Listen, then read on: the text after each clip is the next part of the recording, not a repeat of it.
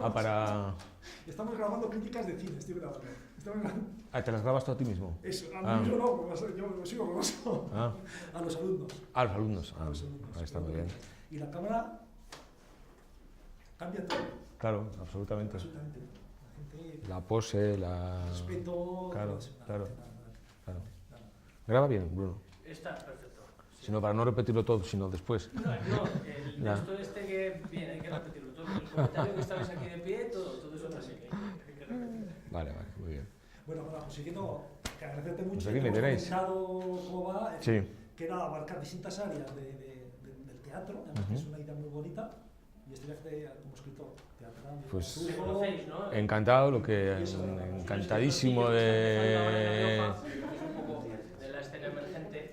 Feliz, a mí lo que más me gusta es el teatro, o sea que estoy en Fíjate, pues lo que acabas de mi decir, pasión. habéis escuchado, es muy importante eso, es decir, precisamente pues, que sea tu pasión justo el teatro, que no sea igual El cine. eso es. Sí, es el teatro. ¿Es más pasión el teatro? Sí, sí, el teatro. El teatro es... Yo empecé quiero decir, la afición empezó a la vez, pero no, empezó antes en el teatro, porque las funciones escolares en las que yo hacía cosas en el colegio, en Maristas, cuando Pedro ya estaba en sus grupos de aficionado, que me daba a mí muchísima envidia cuando veía que iba al Bretón y que hacía cosas, y cuando yo iba al Bretón tenía 5, 6, 7 años, y hacer Pedro y el Lobo, que fue lo primero que... Te lo digo porque tú fuiste, Pedro. Y claro, el mundo del teatro por dentro, la tramoya, la madera, la emoción, los nervios. Fue a la vez, yo fui al cine con 6, 7 años, pero la primera vez, pero al teatro, claro, pero en el cine me quedaba fuera, me quedaba en la butaca, pero en el teatro estabas detrás de la pantalla y detrás, y aquello me impresionó siempre mucho, mucho más. Y en el teatro además, el cine sí he estado en rodaje y he escrito guiones y sigo haciéndolo, pero el teatro me ha mantenido, he estado mucho más dentro en los procesos de producción, en ensayos, en las funciones, viajando para, no sé, me ha hecho viajar mucho para ver teatro, me ha movido más y me ha dado más trabajo y espero que me lo siga dando, pero el teatro también he sufrido más con él, pero bueno, para mí me ha dado mucha más intensidad. Lo que he aprendido con el cine, del cine he aprendido a ver el mundo, eso sí es verdad, pero le debo muchísimo al cine. Pero bueno, el teatro es un ejercicio para mí formidable y la sensación de estar en un teatro no es igual a estar en un cine. Yo creo que mi pasión es el teatro, y lo sigue siendo. ¿Y actor? ¿Y por qué es escritor y no actor? A mí me encantaría ser actor, me encantaría. De hecho, hace una semana un actor me ha propuesto para hacer de actor, alternarme con él en un montaje de 2 actores, y en un montaje que si sale es un montaje muy serio.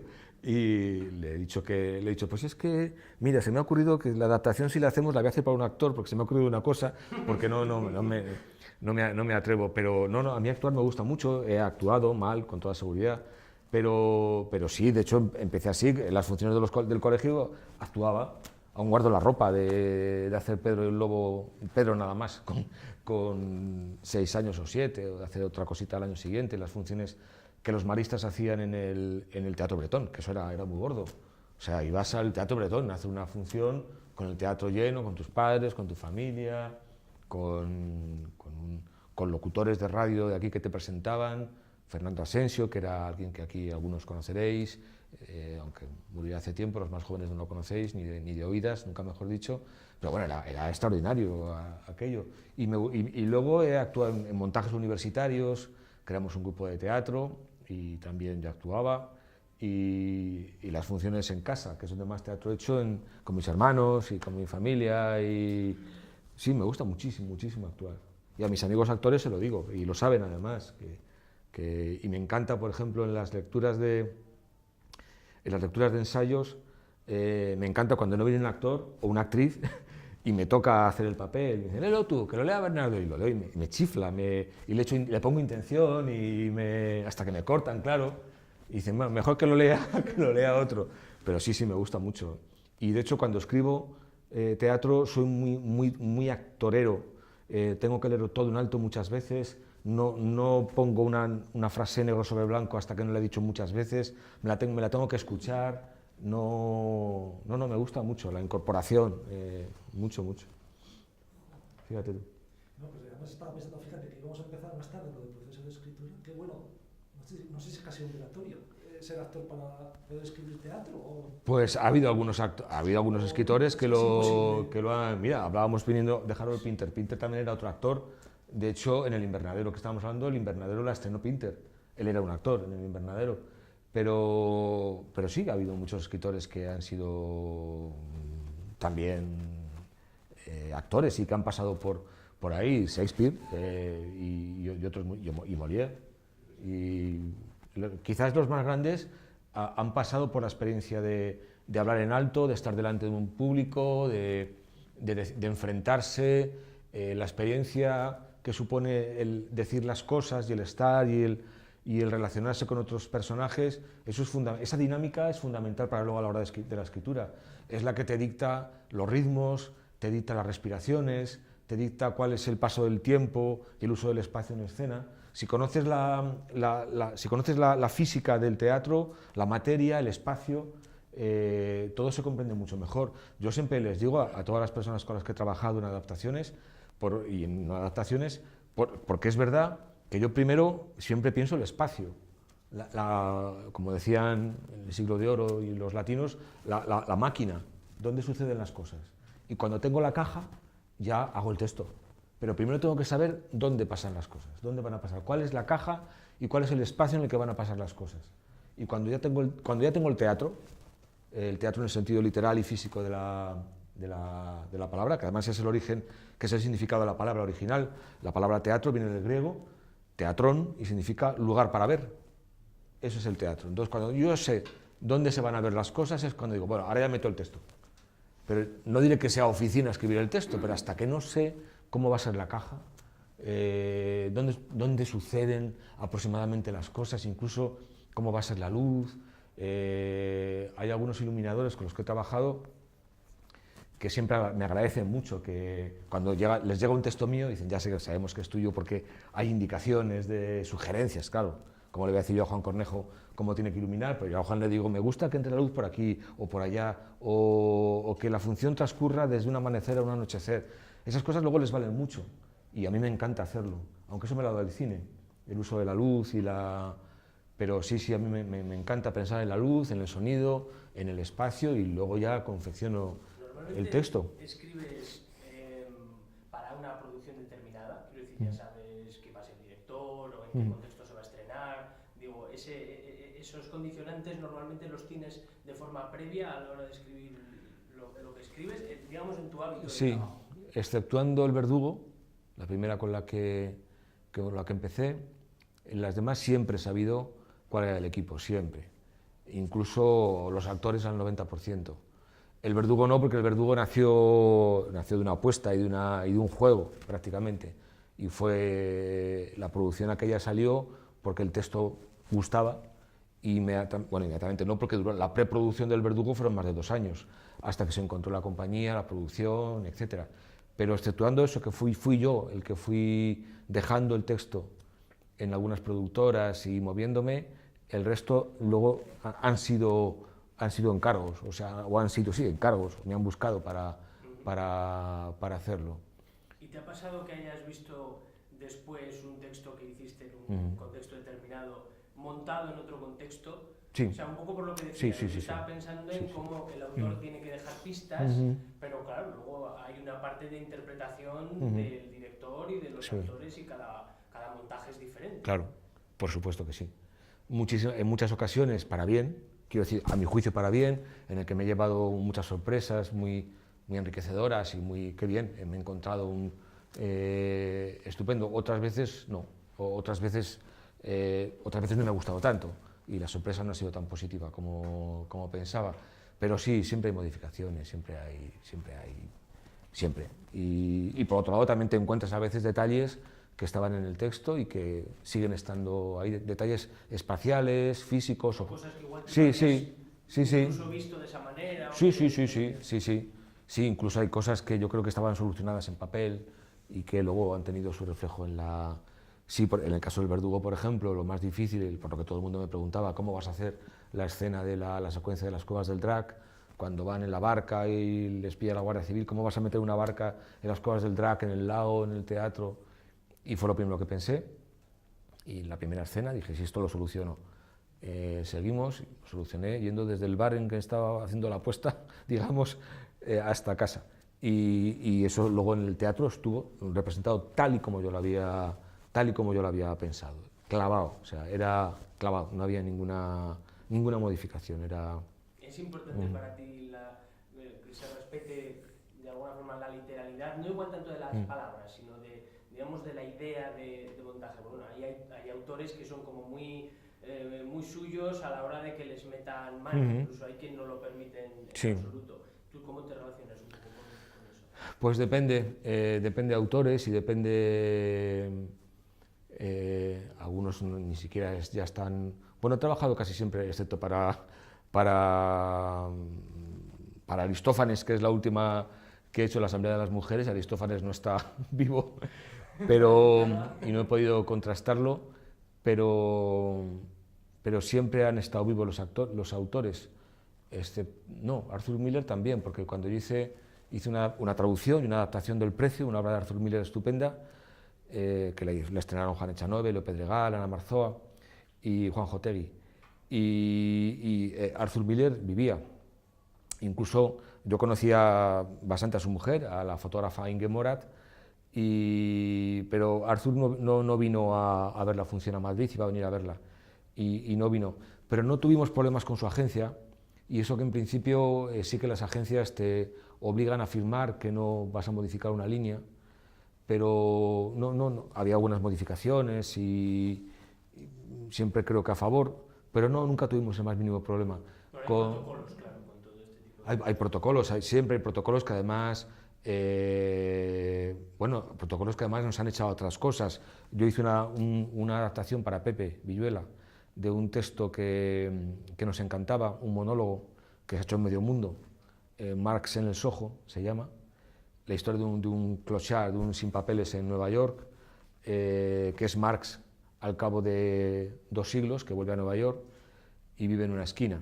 Y yo hice una adaptación para Pepe, creo que preciosa, y nos gustaba muchísimo a los dos, adaptando datos económicos, históricos, políticos. Era un texto que le había hecho un profesor universitario norteamericano, que murió hace muy poco tiempo. Es un texto que se ha hecho en universidades, en teatros, y pensábamos que tendríamos libertad para adaptar y actualizar los datos, las historias, porque lo iba a hacer Pepe, lo iba a hacer además en Santander el año pasado, en la Menéndez Pelayo, y escribí completamente la adaptación. Pepe fue a la SGAE, pidió el contrato a los que tenían los derechos de Marx en el Soho, pensando que, en fin, que era una productora y una familia que no ponía problemas en ningún lado por las características del texto. Era un espectáculo muy off. Y mandaron un contrato leonino. Irónico. Leonino, tanto es así, me llamó Pepe, me dice, estoy asustado, me obligan a no mover una línea, quieren revisarlo todo, lo que no nos pidió Arthur Miller, nos pidió estas personas, los herederos además de estas personas, y no pudimos hacerlo, nos achantamos con la obra escrita, y Pepe dijo, no puedo firmar eso, y le voy a producir él. Dijo, no puedo firmar esto, no me puedo buscar un bollo, me da miedo, y ahí se quedó el texto. Precioso, por cierto, y ahí se quedó. Con Berlanga y Azcona para hacer El Verdugo no hubo ni el más mínimo problema. De Berlanga no supe nada hasta el día del estreno, nunca me puso ningún problema para hacerlo, ni dábamos por supuesto que le había gustado, y y luego económicamente fue tan bien para él que yo creo que ya no se quejó nunca de cómo iban las cosas, y las críticas y todo estupendas. Y Rafael igual, Rafael, con el que tuve una muchísima relación durante la escritura, la escribí, quiero decir, sin comentarle nada a nadie. A Rafael sí le dije, oye, me voy a meter con esto. Y me dice, vale, bien, pues ya me la mandarás. Se la mandé y recuerdo hecha, me llamó un domingo por la mañana, nunca lo olvidaré, y me dijo, he leído ahora mismo tu versión, me dice, es mejor que la película. Y solamente creo, me dijo, aquí hay una escena que es un poquito larga. Y la verdad, la escena de la boda en la obra de teatro y de la película. La corté un poquito y no me dijo nada más. Y a él le encantó. Cada vez que iban algún amigo suyo a Madrid, se llevaba a ver a sus amigos la función, a familiares, y con otros americanos. He trabajado para varios americanos y han venido a Madrid a ver la función y tampoco a todos les gustó. Y bueno, sí, también he trabajado con otros difuntos, con Tirso de Molina, que tampoco me puso ningún problema, para hacer una función para la Compañía Nacional de Teatro Clásico. Y luego, cuando has dicho que habías contactado con la mujer de Arthur Miller, digo, joder, será Marilyn Monroe, ¿no? Lo fue. Fue la anterior a la que yo conocí, fue primero Marilyn y luego Inge Moraz, una fotógrafa maravillosa que estuvo de la agencia Magnum y que estuvo viajando por España, y estuve en Logroño una semana y estuvimos con ella en la semana de Pascua. Ya que lo has sacado, que queríamos también hablar del Verdugo, porque bueno, el Verdugo te dan un premio Max, además, entras un poco también como en un circuito. Cuéntanos un poco sobre ya nos has contado un poco del origen de la obra, incluso un poco de la producción. No sé, ¿qué repercusión tiene para ti a nivel de experiencia, o incluso las cosas que se te abren? ¿Cómo es ese momento? Bueno, me cambió además muy cerca a los premios Max ahora mismo. Sí, han sido esta semana pasada. De dar sí. un aldabonazo a Alberto Conejero, por ejemplo, sí. entre otras cosas. Con la Piedra Oscura, una maravillosa función. Y bueno, el Verdugo me cambió la vida. A mí ya mucha gente, a todo el mundo que estuvimos en la función, aquello fue todo bordeando lo milagroso. O sea, nadie daba un duro por nosotros, nadie en absoluto. Era una locura, todo el mundo nos desaconsejaba dónde os vais a meter, vais a tocar la mejor película del cine español, qué necesidad, vais a hacer un ridículo infinito. Yo recuerdo, todo esto salió porque yo traje a un ciclo del Teatro Bretón sobre teatro y cine, sobre literatura y cine, traje a varias personas, a un director de cine, a José Luis García Sánchez, a Manolo Vicén, a Liberto Raval y a Antonio Gamero. Bueno, Antonio Gamero vino al final con ellos, a Antonio no lo había invitado, pero vino con ellos. Y estábamos comiendo, acabando de comer, pasamos a tomarnos un café al Café Bretón, y estábamos hablando todos éramos muy amigos de Rafael, y estábamos hablando de que opinábamos, saliendo del teatro, que había mucho teatro en la forma de dialogar de Rafael, en algunos diálogos, en algunos personajes, etc. Y José Luis, que es un muñidor y un provocador, y dijo, ¿a qué no haces una versión teatral de algún guión de Rafael y que te lo produzca aquí el Teatro Bretón, que te lo produzcan ellos? Estaba Jorge con nosotros tomando un café y comiendo. Y dije, hombre, me encantaría y seguro que se podría hacer. Yo pensaba en otras más obvias, el Anacoreta, había unas aparentemente teatrales. Y José Luis echó el órdago y dijo, ¿a qué no haces el Verdugo? Y digo, bueno, te cojo el órdago, a ver, ya, vamos a ver, te aseguro que voy a intentarlo. Y nada, me puse aquella noche. Tenía una cinta en casa, un cassette de VHS, es el año 2000, cuando hice esto, hace 16 años.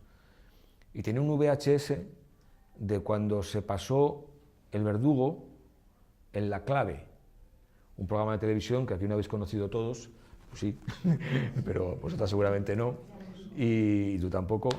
Pero en La Clave pusieron una vez el Verdugo, yo guardaba el VHS del Verdugo y todo el Verdugo lo escribí con ese VHS hasta que se rompió al final. Pero yo no leí el guión de la película, el guión lo tuve mucho más tarde, cuando la función ya estaba funcionando. pero lo hice sobre la película, adapté la película, adapté la película hecha. La atmósfera. Pero yo enseguida, enseguida vi los huecos, porque el espacio era muy importante en la película. Berlanga era arquitecto de formación y el espacio en sus películas ha sido siempre muy importante. Y me pasé, recuerdo que la escribía casi de noche, cinta para adelante, para atrás, apuntando los diálogos a bolígrafo en un blog, que aún lo guardo, y me encerré con la historia y la escribí de un tirón. De un tirón quiero decir que no paré hasta que no acabé de escribirlo. Y José Luis García Sánchez me dijo, voy a buscarte una compañía de teatro a quien puedas mandársela. Se la mandé al Teatro de la Danza de Madrid, porque eran amigos suyos, y recuerdo también una llamada del Teatro de la Danza de Madrid, de su director, entonces, Luis Olmos, director del teatro, con el que luego he trabajado muchas veces, la última vez en la función de Pepe Villuela, en el baile, y me llamó Luis, aún sin conocernos, y me dijo, hola, soy Luis Olmos, director del Teatro de la Danza. Me dijo, no te conozco, pero esto es lo siguiente que vamos a hacer. Y me puse muy contento, y a partir de ahí pasaron casi 2 años, porque los problemas fueron muchos. No con Berlanga y con Azcona, que estuvieron siempre a favor, o por lo menos Berlanga no puso palos en las ruedas, Azcona siempre a favor de obra, pero fue muy difícil el reparto, fue muy difícil encontrar al actor senior, al actor mayor que tenía que interpretar el papel de Pepe Isbert, el verdugo Amadeo. Lo más difícil fue buscar a Amadeo, y eso tardó muchos meses. Se pasó por media profesión de actores españoles en una edad para hacer Amadeo. El primero fue Saza. Saza no estuvo mucho tiempo pendientes y esperando hasta que dijo que no. El siguiente fue Manolito Alexandre, que también dijo que no, luego se arrepintió, porque estuve con él después al cabo de mucho tiempo y me lo dijo. ¿Qué más actores pasaron? Los principales eran Saza y Manolito Alexandre. Y luego ya se encontró Alfred Luchetti, un actor catalán de 60 y pico años, medio ciego. El hombre actuaba medio ciego, nadie se daba cuenta de los espectadores, pero tenía una persona detrás que lo llevaba siempre por todas las cajas del teatro para que no se tropezara y se cayera, pero actuaba casi ciego, era diabético, muy diabético, tenía que pincharse todos los días antes de hacer la función, y así estuvo 2 años el hombre. 2 años, solamente tuvo un accidente un día en el que sin querer rasgó toda la función, aunque tampoco el espectador se daba cuenta, más que en un par de momentos, toda la función se hacía delante de una gasa transparente extraordinaria, donde se proyectaba unas pechinas de una iglesia para la boda y el nodo donde se veían las cuevas del drag. Y un día Alfred se tropezó y rasgó la gasa, y de una función para otra tuvieron que mandarnos una gasa entera para poder hacer la función. Pero Alfred fue una bendición. Además se parecía un poquito a Pepe Isbert. Y Luisa Martín inmediatamente dijo que sí, pero la función se reactiva y la función se hace gracias a que se la mandan la función a Juan Echanove. Y se la mandan un día que Juan tiene que viajar en avión y se llevó el libreto, sin conocerme tampoco a mí, no me conocía. Se llevó el libreto al aeropuerto y leyó el texto mientras esperaba el avión. Esperaba la sala de embarque para coger el avión. Y lo acabó de leer, llamó al Teatro de la Danza, sin tampoco conocerlos mucho. No, llamó a su agente y le dijo a su agente, que no es la que tiene ahora, le dijo, diles a ese teatro que yo hago esto y que lo coproduzco. Y Juan coprodujo la función, La llave maestra, su productora, la coprodujo él, una productora importantísima española que sigue trabajando todavía, y el Teatro de la Danza de Madrid. Y por eso se pudo hacer, porque entró pues, una locomotora como Juan, y teníamos a Luisa. Los demás eran actores alguno más conocido, Vicente Díaz, por ejemplo, pero los demás eran actores nada conocidos, que ahora tienen todos sus... han trabajado mucho. O sea, ¿crees que también que todo cuajara tiene que ver con el momento en el que sucedió? ¿O qué conexión puede Sí, sí, era un momento muy abierto para el teatro español, era el año 2000, cuando empezó todo, estaba todo muy esponjado y muy... Ahora está todo muy cerrado, está muy clausurado, son todo compartimentos estancos, es muy difícil pasar de un sitio a otro, está todo lleno de grupos cerrados, muy difícil, está todo muy blindado actualmente. Estaba muy abierto entonces. Y bueno, de hecho, tan abierto, el espectáculo se estrenó en Barcelona, en el Teatro Victoria, el Teatro de Dagol Dagón, y ellos nos dejaban el teatro, lo alquilaron, lo llenamos durante 5 meses que estuve en Barcelona el teatro, y todo era se movía muchísimo. Fueron 2 años de gira, fueron 550 funciones, una barbaridad para una compañía de 10 actores. Dice, ahora es imposible, ahora cuando vas a hacer algo, los productores te preguntan, claro. Le acaban de dar el Max y Sí, no ha sí. salido de Madrid. No, pero claro, era un montaje muy grande, el de Rinoceronte, y era el Centro Dramático Nacional. Y eran muchos actores y un gran montaje y una pena intolerable, el que esos montajes no giren, no solamente no giren, sino que no hay una grabación en DVD que puedas comprar, como sucede en la Comédie, como sucede en la Royal Shakespeare Company, como sucede en el Berliner, en cualquier teatro público europeo. Aquí no puedes acceder a ningún espectáculo si no vas al Centro de Documentación Teatral y lo pides. El Rinoceronte era un estupendo montaje y Pepe estaba genial y se ha ganado el Max, merecidísimamente ganado. Y lo vieron, fueron 20 y pico funciones y ya se acabó el Rinoceronte. Y así todo. Y es una pena. Hay montajes que giran, afortunadamente, otros, los más pequeñitos, pueden girar. Por ejemplo, del Centro Dramático Nacional el año que viene va a girar, a partir de julio del año que viene, Karamazov, el montaje de los hermanos Karamazov, que ha estado en Madrid diciembre y parte de enero, con Juan Echanove y con un reparto de 20 actores y un montaje de Gerardo Vera de La Leche, que estuvo en la Sala Valle Inclán. Va a tardar un año en girar. Va a girar en julio del año que viene, después de que hay actores como Juan, que se ha metido en la coproducción del espectáculo para poder sacarlo por España. Y es que es todo así. En ese momento era muy distinto. El Verdugo giró repitiendo plazas en muchos casos. Logroño repitió, por ejemplo. Y a nivel del tema, de la historia, de la sensibilidad... También, por supuesto. También ahí había se jugaba a favor de un aire, era interesantísimo en ese momento, las cosas que estaban viendo, revisando, pasando. Yo también movió muchas cosas, porque empezaron a hacerse adaptaciones del cine al teatro en España que no se habían hecho en el teatro español. Había una adaptación que había hecho Neville en los años 40 en el teatro, pero no había ninguna otra película española adaptada al teatro, nunca. En toda la historia del teatro y del cine español. El Verdugo fue la primera, después de una de Neville. Y luego vinieron más. ¿De una suya también? Sí, de una suya de Neville. De hecho, luego se vio, por ejemplo, una versión de Atraco a las 3, de José María Forqué, que se adaptó también al teatro.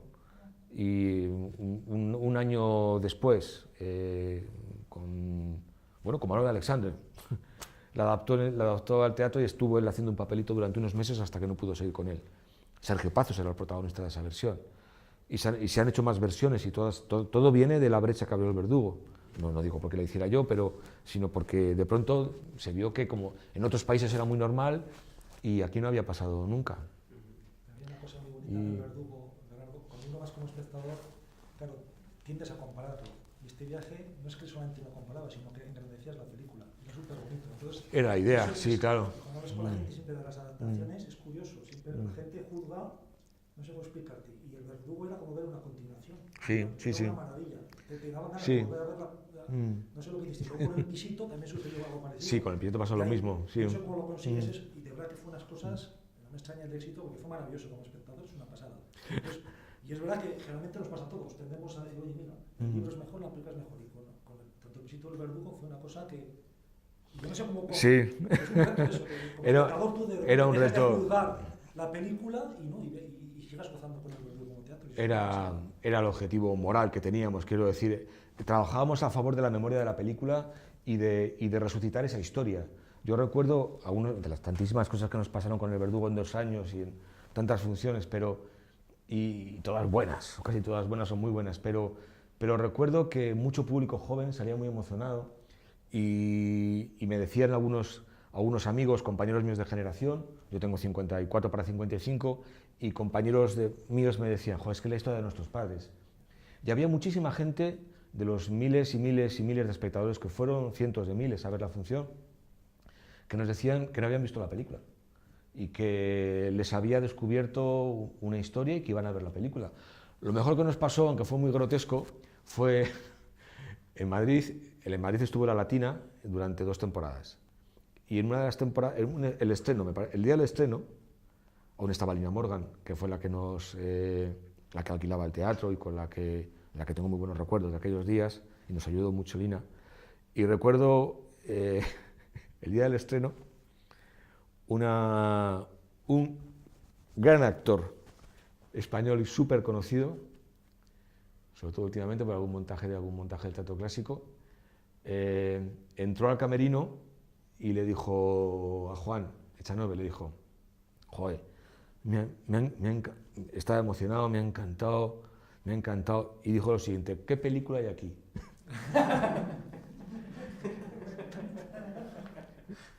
Y Juan le dijo, sí. De formación profesional. Sí, se puede hacer una buena película, sí. No se atrevió a decirle. Sí, no habría que probarlo. No puedo decir que actor era. Pero sí, es muy... Pero sí, con El Pisito pasó lo mismo, ¿eh? De hecho, nos consta... ¿Y tú ves que es una...? Porque te ha pasado lo mismo. ¿Cómo consigues no traicionar? Es decir, que el espectador no se salga tan satisfecho que no has traicionado la obra original. ¿Cómo es? Porque... ¿Tienes allá una...? Pero eso, yo creo que la virtud es que los textos originales, tanto El Verdugo como El Pisito, y El Pisito tampoco hice la adaptación a partir de la película, la hice a partir de la novela original. Era una novela originalmente El Pisito. De hecho, Rafael la había reescrito en los años 90, la reescribió completamente en Estrafalario, el volumen Estrafalario, añadiendo pasajes que la censura y la autocensura no le había permitido incluir cuando la escribió en el 56. Me dijo, no quiero que adaptes ni el guión ni la película, adapta la novela. Y yo adapté la novela. Y lo que iba a decir es que tanto la novela El Pisito como la película El Verdugo son fortísimas, quiero decir, son dramatúrgicamente tan potentes que tienes que hacerlo muy mal para estropearlo, muy mal. Son personajes tan poderosos, pero yo intento siempre respetar la voz, respetar el personaje, respetar su espíritu, respetar la figura y el tiempo, el tiempo en el que suceden las cosas. Y con El Pisito tuve problemas porque el productor, un gran productor de teatro en España, muy veterano, se empeñó en hacer una serie de transformaciones, no voy a entrar, pero fue desagradable, que alteraron algunas cosas que no estaban en mi original. Pero bueno, procuro, y más en el caso del Verdugo y Pisito, que era Rafael, yo estaba muy en contacto con él, sobre todo en El Pisito. En El Pisito le iba pasando escena a escena. El Verdugo la escribí de un tirón y se la mandé al final, pero El Pisito iba mandándole escena a escena. Me decía, bien, me suena mucho a Valle Inclán, me decía mucho él, me suena mucho a Valle Inclán, me suena mucho a Valle Inclán. Y yo le decía, pero es que no soy yo, es que eres tú, Valle Inclán eres tú, no soy yo, Valle Inclán eres tú. Bien, bueno, bien.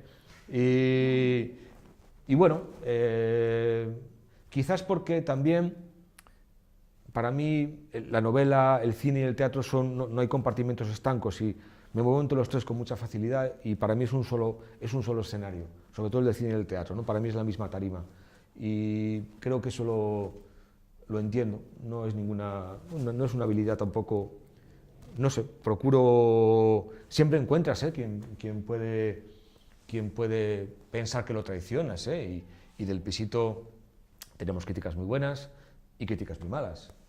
Y la mejor peor crítica que recuerdo, la peor mejor crítica es una del Verdugo, la noche del estreno en el Victoria, en el que un grandísimo amigo de Berlanga, además, que nos podía haber buscado las cosquillas, Juan Rulfo, un estupendo escritor, además, biógrafo de Berlanga, me paró y me dijo, me ha gustado muchísimo, no lo conocía de nada, y él tampoco a mí.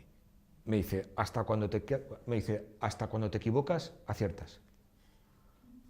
No sabía con qué quedarme, preferí quedarme con lo de que acertaba, y me dijo, al pie de una escalera, nunca lo olvidé, a la entrada del teatro, me dijo, hasta cuando te equivocas, aciertas.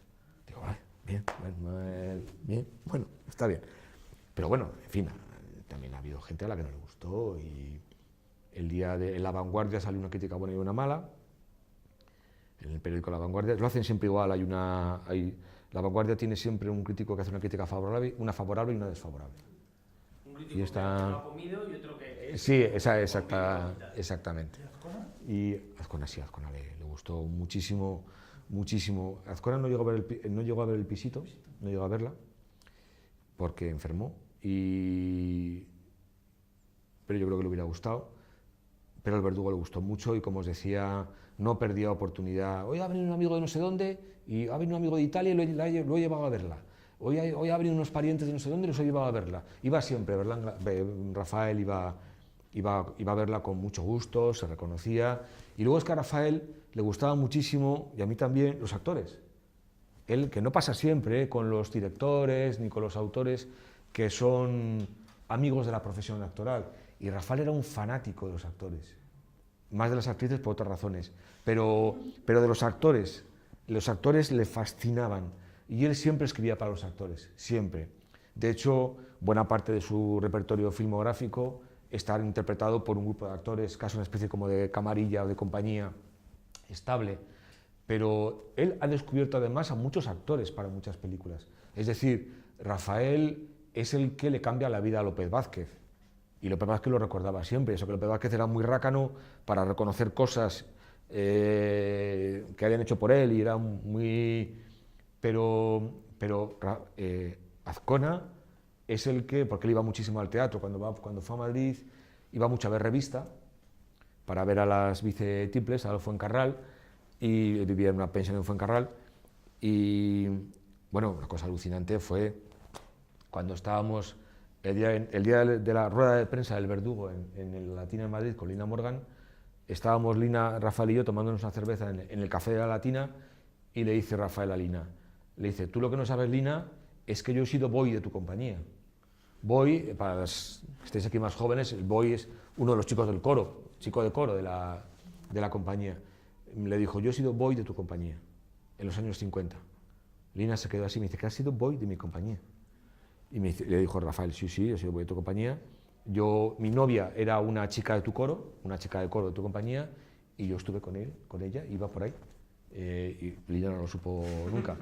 Pero Rafael es el tío que, cuando viene Marco Ferreri, el director italiano, a España, y juntos hacen El Pisito y luego El Cochecito, el que lo mete en el cine, El Pisito la iba a hacer, fue su primera película como guionista, y la primera de Ferreri como director, la iba a hacer Rafael Alonso, iba a hacer el papel que hacía López Vázquez. Rafael Alonso iba a ser el protagonista de la película, Rodolfito, Fito. Y Rafael se lleva a Marco Ferreri al Teatro de la Comedia de Madrid a ver un espectáculo musical de la compañía de Alberto Closas, donde López Vázquez hacía un papel muy gracioso, cantaba, bailaba, hacía de cómico. Y le dijo, te voy a llevar a ver a un actor que me gusta mucho, porque quiero que haga El Pisito. Y fue Ferreri a ver la comedia, era Buenas noches Betina, que era un musical, y vi a López Vázquez, y le quitó el papel a Rafael Alonso, y se lo dio a López Vázquez. Y ahí cambia la vida de López Vázquez completamente. Pero es que Rafael se la cambió 2 veces. Es que luego Rafael es el que le dice a Carlos Saura, cuando va a empezar su ciclo de películas, todas con guión de Rafael, El Jardín de las Delicias, Pipernín Frappé, todas, le dice Rafael a Carlos Saura, Carlos, yo sé quién es el protagonista de tu película, la prima Angélica, ya sé quién va a hacer la prima Angélica. Y le dice Carlos Saura, pues ¿quién va a hacer la prima? Es López Vázquez. Y Carlos Saura se queda, y dice, pero ¿cómo que López Vázquez, que ya empezaba a hacer cine también de comedietas y... ¿Cómo que va a hacer de...? Sí, sí, López Vázquez es el protagonista de la prima Angélica. Y Saura cogió a López Vázquez para hacer la prima Angélica por Rafael. Y le cambió otra vez la vida a López Vázquez y le dio entrada a otros muchos papeles que ni de broma hubiera hecho López Vázquez. Y a él le encantaban los actores, le encantaban el trabajo del actor, el saber quién iba a decir las cosas, quién... ¿En tu caso es parecido? ¿Piensas en Pepe Villuela, en Echanove? Siempre, me ha tocado siempre, siempre. Y por ejemplo, cuando las 3 temporadas que estuve haciendo los guiones de Cuéntame, también sabía, claro, a mí lo que más disfrutaba era la lectura de guión con todos los actores de los capítulos. Era estar con todos ellos allí escuchándoles, sabía cada línea que escribía, sabía que era para Imanol, para Ana, o para María, o para... Sabía quién iba a decir cada cual, aunque ellos conocían mejor los personajes que yo. Claro, y todo lo que recomendaban era bueno, siempre. Pero sí, sí, para Pepe he escrito siempre sabiendo que era Pepe, tanto el pisito como luego el baile. Para Juan también, siempre. En las 3, he hecho 2 adaptaciones para él, 3, y la cuarta, la asamblea, que la ha dirigido él. Y siempre sé que va a actuar o que va a dirigir. Y siempre sé, en el caso de la asamblea, las mujeres, ahí sí trabajé a ciegas. Solamente pensamos en 2 papeles y los 2 fallaron por los actores que tuvieron problemas. Pero ahí sí que no, sí que me dijeron al principio, es posible que la protagonista sea Lolita, y al final es Lolita. Pero también bailó ahí el nombre de la actriz que lo iba a hacer, no estaba muy claro. Ahí he trabajado un poco a ciegas, pero luego la reescribí prácticamente sabiendo ya quién era cada cual. Y luego los ensayos, que fueron muy largos y muy intensos, también. Escribí muchas cosas. La asamblea, que es interesante, de tus adaptaciones siempre tenías esa idea que ha sido como muy clásico, como muy fiel. Y ahora la asamblea, ¿qué te parece adaptaciones? Ese punto moderno que es casi el actor de algunos adaptadores y si no, sí, no funciona. Pues las adaptaciones, todas se han mantenido. La que hice de Tirso de Molina pasaba en un siglo de oro abstracto, pero era el siglo de oro, también fue muy bien y estuvo 2 temporadas en El Pavón. Luego hice otra, también para el clásico, de una comedia que en Un bobo hace 100, estupenda también, y era un ambiente más, estaba entre varios siglos. Pero la asamblea, todo se disparó, claro, la escribí el año pasado, en las navidades del año pasado, no de este pasado, sino del anterior. Y estaba Grecia, claro, estaba todo empezando, acabé de reescribirla en mayo del año pasado, cuando estaba todo, que no se sabía por dónde iba a reventar Europa.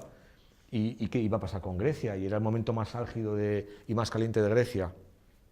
Y estábamos todo el día cambiando cosas, es que nos llevó, la marea de Grecia nos hizo cambiar cosas continuamente, es que era imposible no hacerlo. Cada día Tsipras nos hacía una escena, o sea, era coger el periódico y Rusia quiere comprar Grecia, hay que meter a Rusia en la función. Y al final llegamos a los ensayos en julio y todo era así. De hecho, también todo cambió hasta el final porque la función no tenía... Yo tenía pensado otra música, pero al final entró Javier Ruibal, el cantautor, mi amigo de Juan, y ya de toda la compañía, y le propuso hacer una especie como de carnaval europeo, y ha hecho unas canciones muy bonitas, que cantan todos en directo. La música está pregrabada, pero ellos cantan. Lolita canta, tener a Lolita que no cante, Lolita canta, Pedro Mari Sánchez canta, María Galeana canta, y Pastora Vega cantan todos.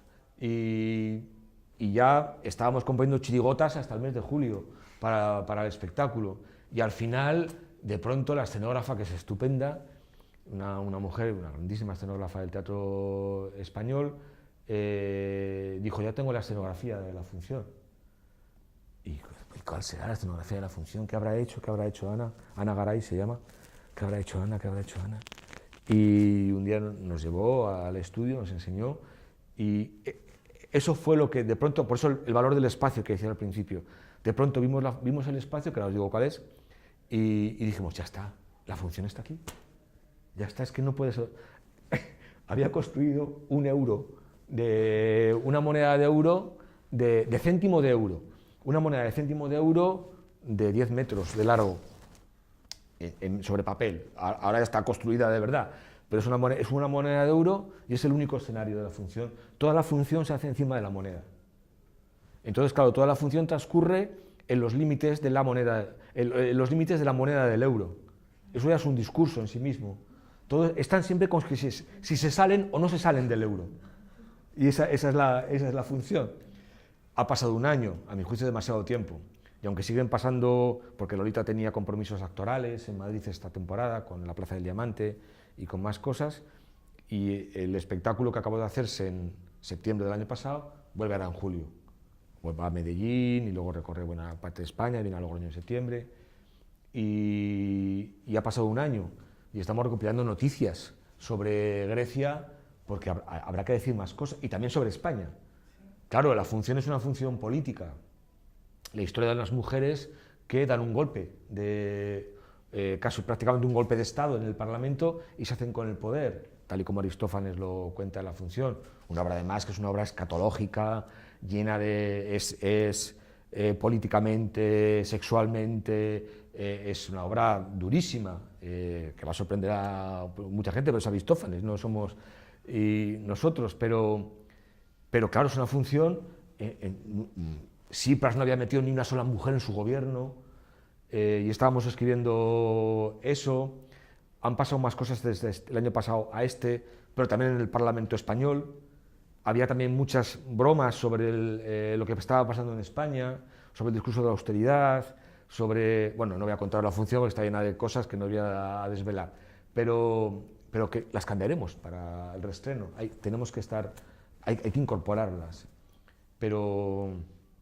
Pero sí, es la única función de las que he hecho en las que el tiempo y eso que la producción nos exigió que pasara en el tiempo original, en el siglo IV a.C.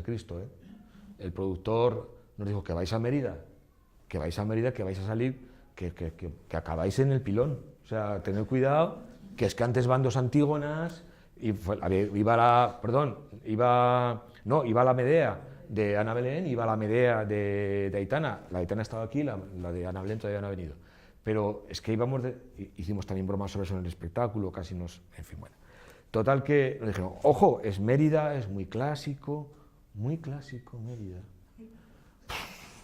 Fue una bomba se batieron todos los récords de espectadores del festival en 60 años, 35.000 espectadores. No había una localidad cada noche llenábamos 3.500 localidades. Y la gente acababa bailando, la chirigota cantando, gustó, a algunos les gustó, a otros les gustó menos, sobre todo por el aspecto sexual de la función, y a Juan casi le cascan en un restaurante. Juan Echanove dirige la función, no actúa, pero la dirige. La tiene que estar caldeada, ¿no? Esos días. Sí, muy caldeada. Te tomas las cervezas como... me contó Juan que en un restaurante que estaban cenando, que se fueron al final, llegaron a la mesa, piden, y un camarero se le acerca y le dice: esto de la asamblea de las mujeres de ustedes está bien, pero lo del erotismo se lo llevan a Madrid. ¿Aquí? Y bueno, Juan se levantó y se marcharon, y ahora vamos con el erotismo a Madrid en julio, a ver qué pasa. Pero bueno, fue muy bien, y la compañía estaba encantada, pero no hubo ningún... Al final lo movimos el productor no quería, aún así no quería haberlo movido, pero es que se movió solo. Te quería comentar, pasa que esto en teatro popular es bonito, necesitan preguntarte. Sí, es teatro popular, esto es teatro popular, absolutamente, como era Aristófanes. Es que eran comedias de concurso. Aristófanes componía para ver si su función se la ganaba Eurípides o quién la ganaba ese año la función. Si Sófocles, Eurípides, y peleaban por ver quién hacía el chiste más guarro, la impertinencia más grande, y esta función está llena de chistes guarros que hemos eliminado en buena parte y lo hemos sustituido por otras cosas. Esta es una función, la Asamblea de las Mujeres, en la que media función pasaba con 4 actores cagando en el escenario. Era Aristófanes, en nuestra versión no, pero solamente le he dejado cistitis al protagonista, una cistitis, nada más. Pero bueno, esto era así, era Aristófanes, y era políticamente muy incorrecto. Incluso creo que nos lo hemos tomado más en serio que lo que Aristófanes se tomó su propia función. A veces Aristófanes, pero ahora lee Aristófanes era teatro popular, comedia, sátira política, sátira sexual, sátira de costumbres, válvula de escape, ¿no? válvula de escape, Cuando hay era... mucho problema con esa escatología y con todo ese rollo, también es que algo reprime la sociedad. Sí, También es un termómetro. por supuesto, sin duda, claro, ya sabían dónde abrían, qué espitas abrían, claro que sí, eso sigue pasando todavía, por supuestísimo.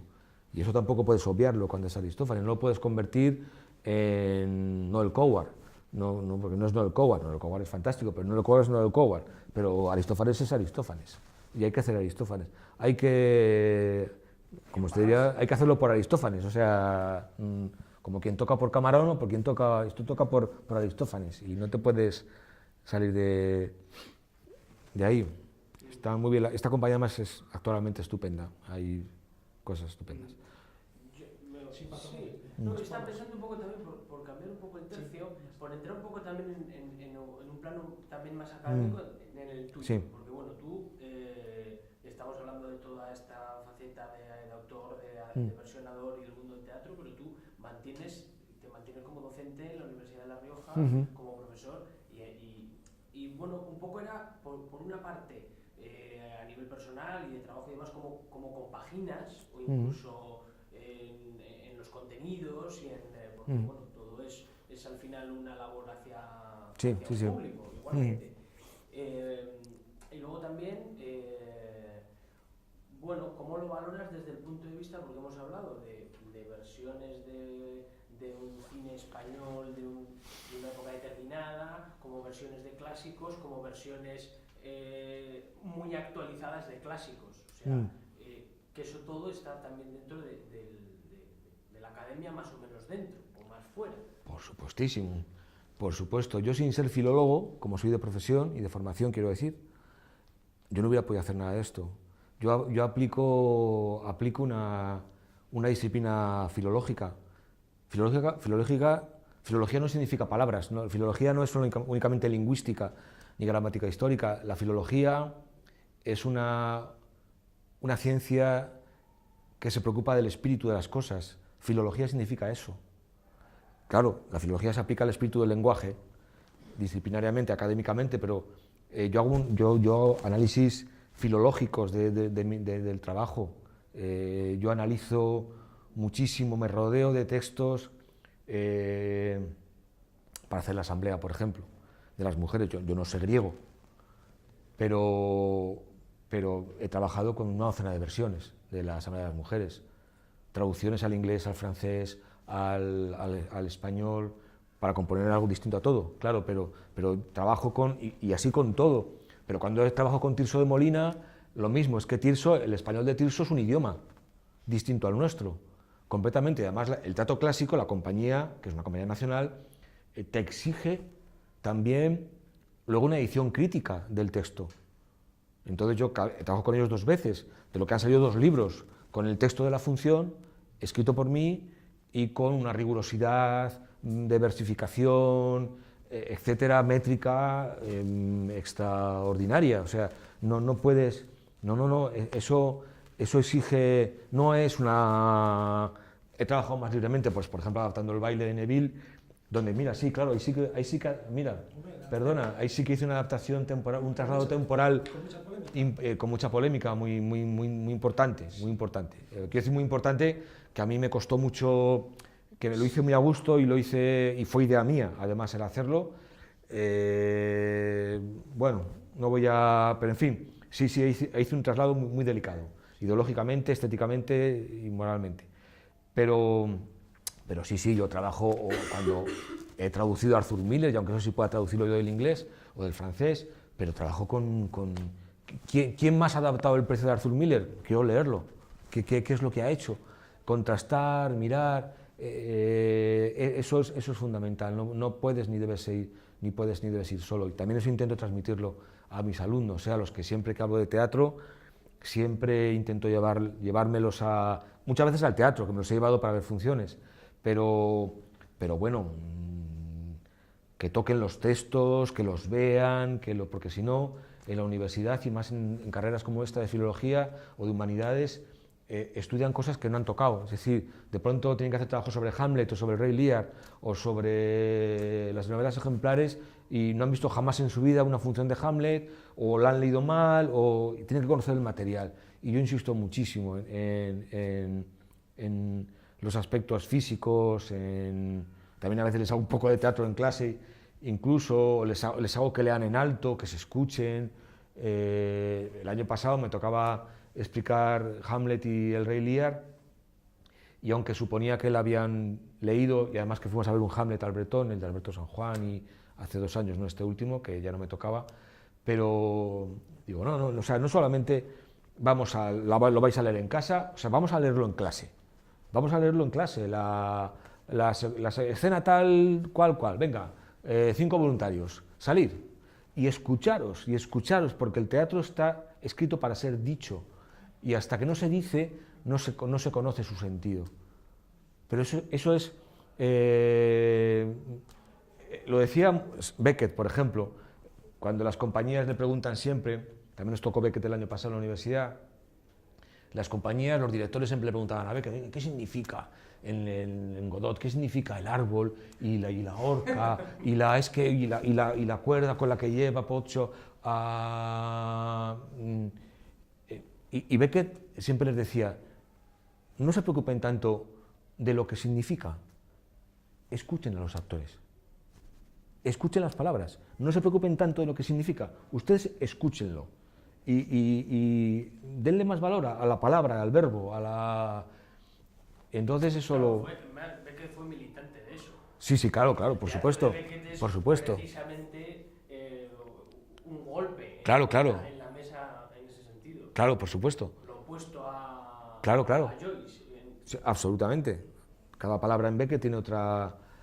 Pero antes hay que escucharla, y solamente cuando la escuchas, Beckett lo haces después. No puedes estar en un laboratorio mental, intelectual, infinito cuando ves esperando a Godot. Si tienes suerte de ver grandes actores, todo te lo dan ellos, todo te lo dan, y todo cobra sentido. Y cuando sales de la función, dices, ya está, ya sé de qué va, pero va en las palabras, va dentro de las palabras, y de cómo se dicen. La filología en general es consciente o aplica, sobre todo en el ámbito universitario, ¿es consciente de esto? No. Yo cuento un poco porque yo me encontraba en Almagro, en las jornadas de Almagro, que hay se nota mucho la diferencia cuando habla un actor de cuando habla un filólogo, en líneas generales, porque son perspectivas muy distintas, y a veces a mí me da la sensación de que era más cercana a lo que puedes experimentar con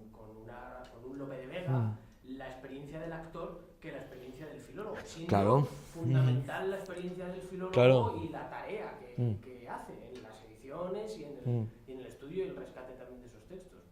Claro, es el actor. El teatro es acción, y actor viene de acción, y actuar viene de acción. Es acción. El teatro es una partitura que hay que escucharla en alto. Y eso es muy específico. En la filología no sé, digo, los estudios, tal y como están académicamente los estudios de teatro, del siglo de oro, por ejemplo, la filología es que no se tiene en cuenta. Tampoco siempre los profesores tienen la misma preparación y la misma dedicación al teatro. Yo creo que ha sido la filología una asignatura y una disciplina accesoria, frente a la novela, por ejemplo, frente a la lírica. El teatro, bueno, sí, léanse ustedes Fontevejuna, El alcalde de Zalamea, y La vida es sueño, y La dama boba, pero no se ha valorado. Claro, lo digo yo que amo el teatro, también es una pasión desmedida, la mía. ¿Dejarías la Perdona. universidad? Estaba pensando, cuando tú preparas una obra de teatro con los alumnos, el espíritu filológico que me parece, la verdad, muy interesante y muy importante, les haces meterse también en el marco histórico, claro, social, todas las por supuesto. condiciones y todas las vivencias que hay Sí. para poder meter bien en la obra. Eso que acabas de decir es que es fundamental. Yo siempre les digo, fíjate, el teatro, la literatura, el cine, les digo, esto es siempre para otra cosa. O sea, esto os tiene que devolver a la vida. No es un viaje arbitrario, caprichoso, sino que a la vuelta de la lectura de Hamlet, o de ver un Hamlet, no digamos de ver un Hamlet, si es que se puede ver, o de ver un Rey Lear, o de ver una Dama Boba, es igual. Cuando vuelvas, tienen que haberte pasado cosas, y tu realidad, tu vida inmediata tienes que verla de otra manera. Y ese es el valor del arte, como todo. Cuando el arte contemporáneo nos ha enseñado a ver de forma distinta los objetos de nuestra vida cotidiana. Ya vas por la calle o vas por un bosque y de pronto una rama te recuerda a una... Pero porque el arte te ha enseñado a ver eso y a apreciar las formas, y eso, el arte te provee siempre de un viaje de vuelta a las cosas. Y pasa lo mismo con la literatura o con el teatro, es fundamental. A mí ha habido funciones, esto es lo como a ti, o los que estamos aquí que vamos al teatro, que somos todos, funciones que sales cambiado y que ya nada lo ves igual después de ver esa función. Y por supuesto que sí, cuando ellos tienen la responsabilidad de decir el texto y les produce además un cierto vértigo y un cierto pudor, pero sí, por supuesto, que el encontrar, incluso les ayuda al teatro a un viaje de las ideas formidable, porque, digo siempre, claro, siempre vuelves a Hamlet, donde está todo, ¿no? O al Quijote, pero hablando de teatro, también tiene mucho teatro el Quijote, pero Hamlet, claro, Hamlet puede recorrer desde que se escribió hasta ahora, son 5 siglos donde nos ha pasado todo, y Hamlet ha estado siempre. Entonces es muy importante cuando estudian Hamlet el que vean fragmentos de una docena de Hamlets distintos, desde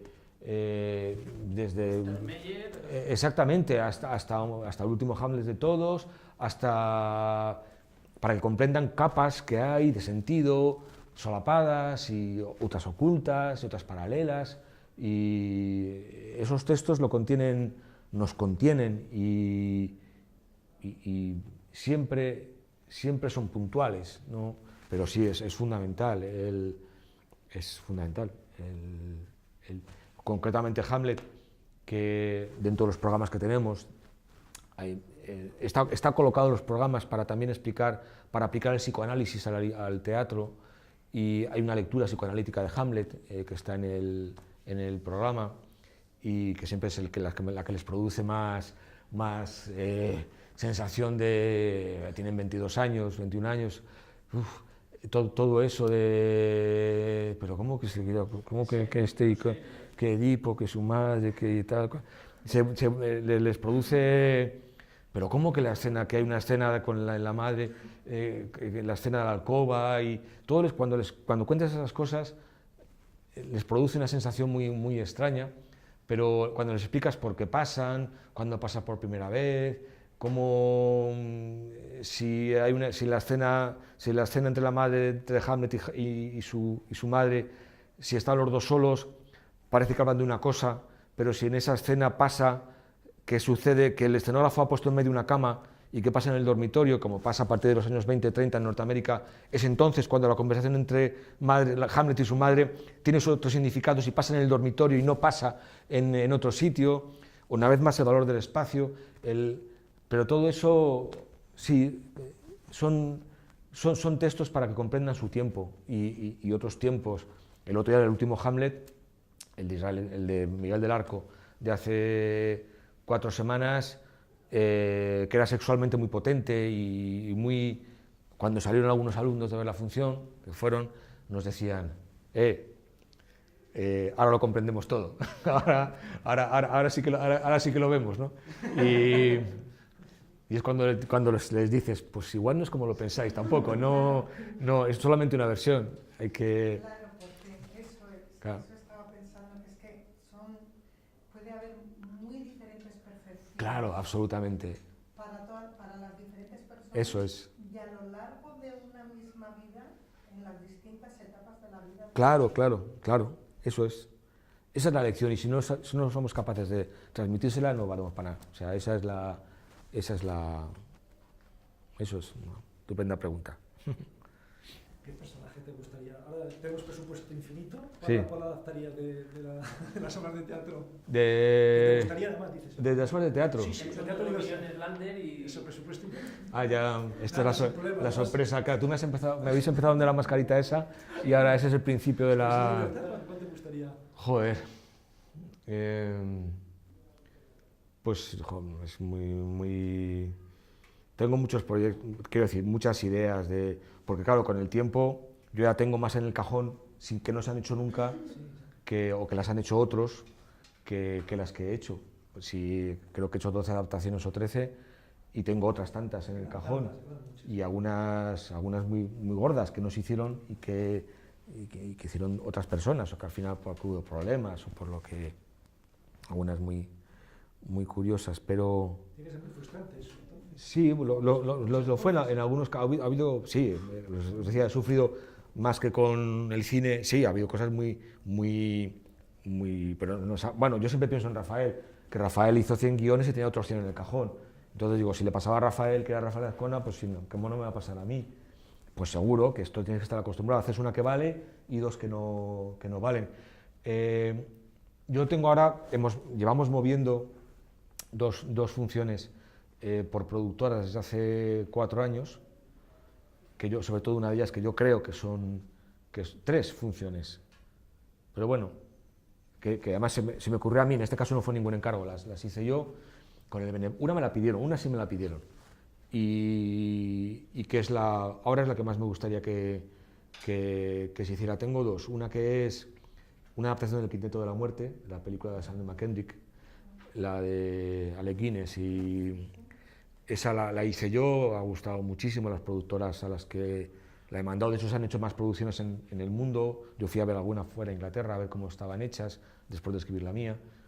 Y bueno, ahí está. La han tenido varias productoras, sobre todo una muy fuerte, pero lleva mucho tiempo parada.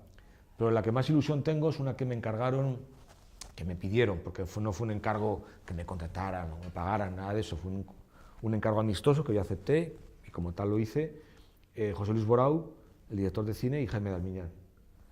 Es una adaptación de Mi querida señorita, la película de Lope Vázquez. Y a José Luis y a Jaime, que les gustó muchísimo El verdugo, por eso me la encargaron. Me la pidieron hace 5 años, cuando ya Borau estaba enfermo, aunque fue antes de que se cayera, y Jaime, que ahora está regular, pero me llamaron un día para... Yo Borau lo conocía mucho, porque hice un libro para él, me pidió un libro, en fin, yo lo conocía mucho, Borau, y éramos muy amigos. Pero a Jaime no, lo conocía mucho menos. Y me encargaron la versión, la hice, me gustó, creo que es de las mejores cosas que he escrito nunca. Es una función completamente, bueno, era dificilísima de hacer. Hay un cambio además, un cambio aparente de sexo, como bien sabéis por la película. Era muy complicado y muchas más cosas, pero yo estoy enamorado de esa función, que además salió para muy pocos actores, muy económica. A Borau y a Jaime les encantó. La hemos movido por compañías fortísimas de toda España. La última la tenía el Teatro Español de Madrid, Juan Carlos Pérez de la Fuente, con el que también había trabajado yo en el Clásico, y te gustaba muchísimo, pero ahora Juan Carlos creo que va a salir del Español. Hemos tenido muy mala suerte con este proyecto. La han tenido las mejores productoras del país, los mejores actores, porque yo se la mandé primero a Javier Cámara. Javier iba a hacer El verdugo antes de Juan Echanove. Javier fue el primer candidato para El verdugo, a quien le mandó el primer texto, se lo mandaron a Javier. Con Javier intento trabajar muchas veces y en el teatro, y la última vez fue con Mi querida señorita. Le mandé Mi querida señorita, y porque si tuviéramos un Javier para haber hecho la función, llevaría ya 2 temporadas en algún teatro de Madrid, y me dijo Javier, me ha parecido fascinante. Mira, no se la voy a mandar a mi representante, yo se la mandé a él directamente, no se la mandé al representante. Me dice, no se la voy a mandar a mi representante porque me va a decir, déjalo todo y haz esta función. Y no puedo hacer eso. Claro, rodaba con Almodóvar, en Francia, en fin, era imposible, tenía que aparcarlo todo. Me dijo, me ha gustado muchísimo, es muy emocionante, lo hubiera hecho muy bien, pero no pasó eso. Luego se la mandé a Carlos Areces, y a que no conocía personalmente. Y me dijo lo mismo, me dijo, mira, David Trueba me dijo, mándaselo a Carlos Areces, que le va a encantar. Y se la mandé a Carlos Areces, y me contestó, me llamó por teléfono un día, y me dijo, yo no leo nunca teatro. Y esto me ha tenido en vela toda la noche. Me lo leí y no pude dormir. Me dice, lo que pasa es que yo soy un mal... Me dice, yo no he hecho nunca teatro, y creo que seré un mal actor de teatro, no por ser mal actor de teatro, sino que no podría someterme a la disciplina de ensayos, etcétera, pero me dijo, me ha encantado, me parece una función maravillosa. Y luego la tuvo Pepe Villuela. Pepe era hacer eso o el baile. Y de hecho, si hubiera hecho Mi querida señorita, la producía Pentación, con todo. O sea, era haber dicho, tuvimos que decidir La Puerta del Sol. Un día en Madrid, estábamos con un teléfono aquí, el productor, y con otro Pepe. Y Pepe, dice Cimarro que si lo haces tú, ya, o sea, nos ponemos ya. Pero Pepe, yo a la vez estaba los dos, ya había hecho Mi querida señorita, ya había hecho el baile. Entonces, Pepe ya había comprado los derechos del baile, tenía ya invertido un dinero y al final hicimos el baile. Y quien más nos toreó, y ese sí nos tuvo medio año con la producción casi preempezada, fue Millán Salcedo. Millán quería cambiar de palo, de trabajo y de personaje, y fue idea de Pentación. Dijo, ¿por qué no se comentáis a Millán? Y Luis Olmos, que iba a dirigirlo, y ojalá lo dirija algún día, me dijo, conozco a Millán, es amigo mío, vamos a hablar con él. Y Millán estaba encantado, quería incluso coproducir la función. Y nos dijo, quiero hacerlo, me emociona mucho, quiero cambiar completamente mi imagen, completamente... Y él es un buen actor dramático también, y él lo sabe, y así quedamos. Total que al cabo de 5 o 6 meses volvió a citarnos y nos dijo que no, que volvía a la Latina con un espectáculo cómico, que era lo suyo, le haría falta dinero, le haría falta lo que fuera, y estaba así ruborizado cuando nos lo dijo, pero nos quedamos sin... Ya luego lo mandamos al Español y tenemos otro para hacer el personaje, no digo cuál para no agafarlo, pero también habíamos pensado en Alex Angulo. Lo teníamos en la lista, lo teníamos arriba, ahora ya le costaría un poco más, y claro, nos dio una pena horrorosa. Además era un tío genial, era un tío magnífico personalmente. Y bueno, ahí está, pero esa función está muy mal que yo lo diga, pero no, es perfecta, es que siempre que alguien la lee, o cuando me lo dice Luis Olmos, o cuando... Ahora la tiene otra productora también. Pues ojalá, y antes de que, porque Borau ya no está y no la va a ver nunca, ojalá Jaime, la cabeza y el cuerpo le aguanten para poder ver a su... Porque la película la dirigió Jaime, pero el guión era de los dos, era de Borau y era de Jaime Armiñán, y de hecho así costaba, basada en el guión original de Jaime Armiñán, y la obra está registrada y todo. Y bueno, pero esa es la función que ahora más me gustaría que saliera, pero si no, un Shakespeare o una... Para tocar otra cosa, que si no, todo esto desde La Rioja, ¿y cómo te mueves? Eso sí que sorprende. Bueno, ¿Vas por ahí? viajo mucho para esto, pero... ¿Es por la cosa esta de no, la familia, o por qué no te vas entonces? ¿Será más fácil moverse desde Madrid, me imagino? Pues no lo sé. Todo esto que haces de... No lo sé, no lo sé. El pasilleo en Madrid es terrible. Yo soy consciente, me lo dicen amigos que trabajan en el teatro.